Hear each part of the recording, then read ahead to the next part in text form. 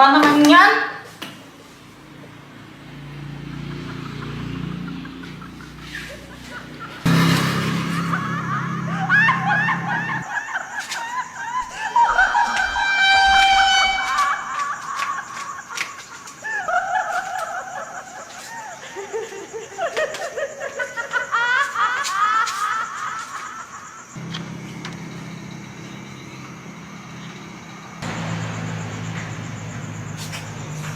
Ano yun? Sumasayaw kanina. Parang iwan.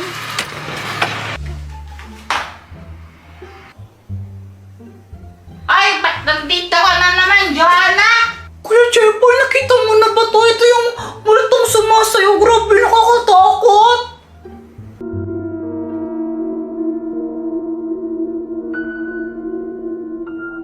Ano yan? Sabi nila, kapag daw nakita mo siyang sumasayaw, dapat tumakbo ka na. Kasi pag daw huminto siya sa pagsayaw, kakainin ka daw niya. Ha? Parang may nakita akong ganyan kanina sa labas ng bahay. Wait, talaga, Kuya Jeboy? Oo nga! Hala, Kuya Jeboy, nakakatakot yan. Baka mamaya hanapin ka niya tapos kainin ka niya. Asan si Mama pala? Ba't di ko siya makita? Si Mama andun siya sa sa kanto, nakipagbulol siya. Mamaya pa yun uuwi. Ah, ganun ba? Oh, bahala ka. Pag nakita mo yan, bahala ka talaga. Alam mo, Joanna, hindi mo ako mauutos sa mga ganyan-ganyan. Hindi mo ako matakot, basta tanda ako sa'yo. Nanood ako ng Encantadia.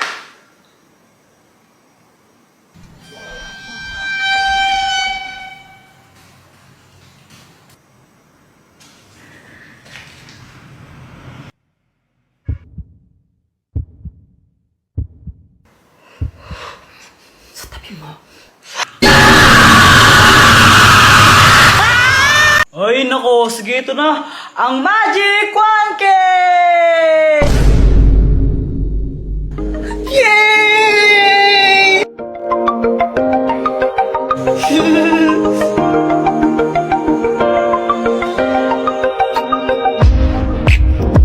Alam mo ba, Boyet, ang saya-saya ko ngayon nakasama kita ngayong New Year. Talaga ba? Nakakalibre ako sa'yo ng loses eh. Nakakagulat ka naman, Kuya Jeboy. Napapansin ka? Lakas ng baga ko, no? Sirain ko yan eh. Papansin ka talaga. Dapat kasi pag New Year, ganito ginagamit ninyo, hindi yung ganyan. Wala namang kwenta yan eh. Ito, malakas, oh. Eh di wow. Try prank lang natin si Mama. Uy, wag. Baka magalit naman sa atin si Mama niyan.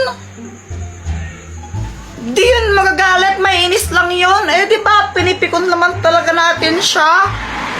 O sige, ikaw bahala. O, tara na. Kuya, salbahin nyo naman. Bahala kayo, basta wala na ako dyan, ha? Huwag kang piling, di ka naman talaga kasali. Grabe ko naman. Ay,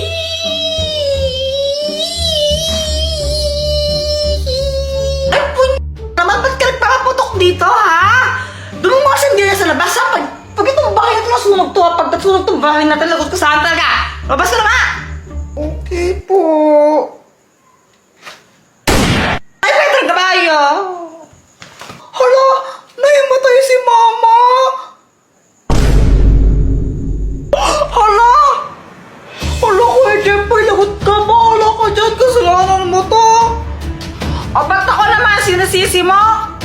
Eh, di ba ikaw yung may pasimuno nito? Ikaw nga nagaya sa akin eh. Tsaka sila pa yung paputok ng boka, di ba ikaw? Lagot ka niyan, bahala ko yun. Anong gagawin natin? Tulungan mo naman kami, Dr. Kwak-Kwak. Ano ba yun? New Year, tinatawag niyo ako? Sumasyat pa ako dun eh.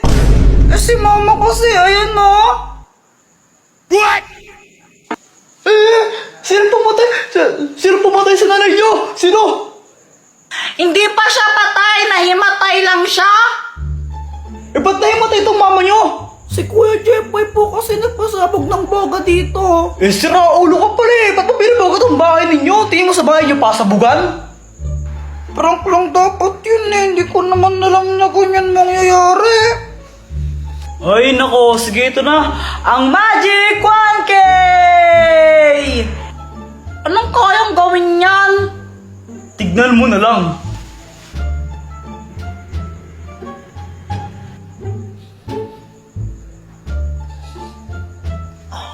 Pera yun na. Oh, di ba gumagana? Ay, Mr. Takwak! Saan ba pera yan? Pamasko mo sa akin yan, no? Sana? Ay, hindi. Pinapamoy ko lang sa'yo to. Ay, nako, akin na nga! Ngi! Hi, guys! Sa mga nanonood po sa aking magulang, bata at isip bata, joke lang, basta sa mga sumasuporta sa akin, thank you po ng sobra. Sana po sa 2023, supportan niyo pa rin po ako at mas kagandahan ko pa po yung mga video ko. And ayun lang, Happy New Year!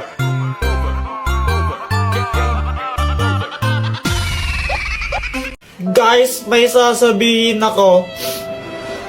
Ang hirap pala maging mabait na bata. Hoy, Jeffoy, huwag ka nang umiyak. Napapalo ka sa akin. Tignan mo.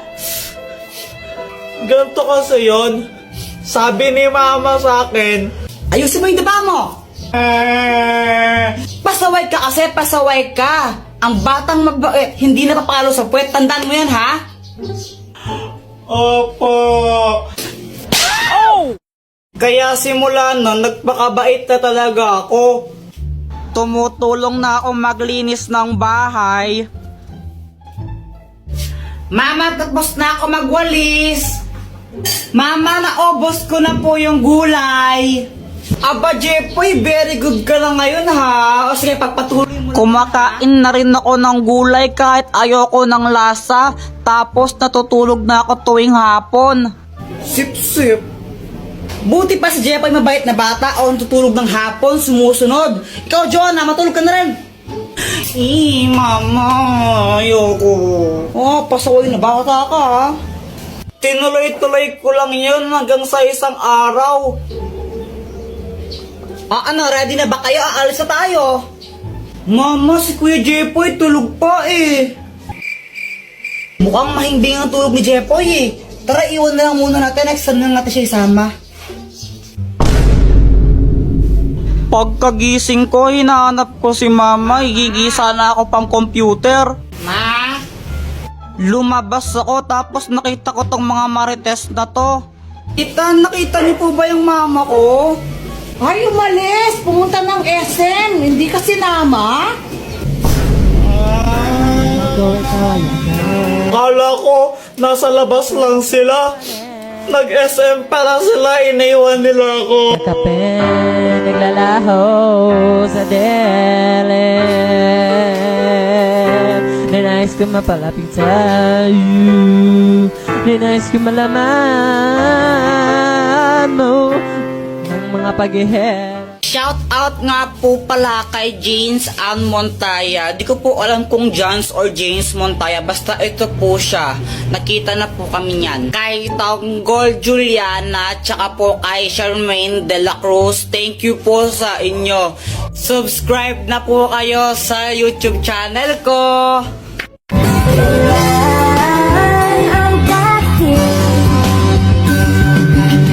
Kaya mo'y magtatamasa, ikaw ay makasama, sabay tayong kakanta.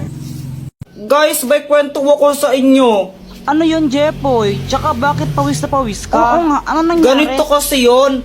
Natulog ako ng hapon kasi pinapatulog ako ni mama. Jeffoy, matulog ka na muna para lumaki ka naman. Apa.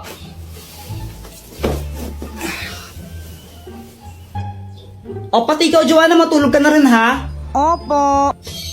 Mainit talaga nun kasi summer na, pero okay lang kasi nakatutok naman sa kanyang electric fan eh. Okay na sana yung tulog ko, kaso nga lang, may nagpatay ng electric fan bigla. Sobrang init nun, pawis na pawis talaga ako ito. Tapos, Pagkagising ko, nakita ko si Joanna. Tapos si Joanna ba yung sinisi mo nung nagpatay ng electric Oo. fan? O anong ginawa mo nun? Inaway ko lang siya. Sinong nagpatay ng electric fan? Joanna, ikaw nagpatay ng electric fan, no? Ang init-init, visit ka talaga, susundukin kita. Ah, nakapatay na yan, no? Papunta ko dito. Kunwari ka pa, ikaw nagpatay, no? Huwag ka nang magsinungaling, sinungaling ka talaga. Sure ka? Oo, 1,999% sure ako. Hindi ko yan pinatay. O sige, mamatay na sana yung nagpatay ng electric fan. Hala, isusumbong kita. Si mama yung nagpatay ng mga electric fan eh. Lagot ka. Oy, sandali lang. Sobrang nagulat ako nun. Si mama pala yung nagpatay ng electric fan. Kaya kinakabahan ako kasi sinabi ko yun. Tapos sinumbong pa ako ni visit na Joanna. Mama, di ba ikaw po nagpatay ng mga electric fan? Ah, oo anak. Pinatay ko muna yung mga electric fan kasi nagwawalis ako. Baka liparin yung mga alikabok. Pero kung nainitan kayo, hindi nyo na, sige. Sabi po kasi ni Kuya Jepoy, mamatay na daw po sa nagpatay ng electric fan niya. Akala ko po kasi si Joanna yung nagpatay ng electric fan, kaya ako sinabi yun. Anong ginawa ng mama mo? Pinalo niya ako sa puwet. Oh! Sigurado ako, ito yung nilalagay sa ulo pag may lagnat. Lagay mo na. Pang-apiling! So ayan guys, si Joanna yung kumuha ng laruan ko, yung toy car. Uy, Joanna, saan na yung toy car ko? Balik mo! Ayoko nga. Oh, sige, susuntukin kita. O sige, suntukin mo ako. Susumbong naman kita kay mama para mapalo ka. Balik mo na kasi. Ayoko nga. O sige, papairamin kita niyan. Basta ibalik mo. Sigurado ka? Oo. O sige. Pinayaran ko na lang siya ng toy car para ibalik niya sa akin yung laruan ko. Ayaw niya kasi ibalik talaga eh. Pal yun eh.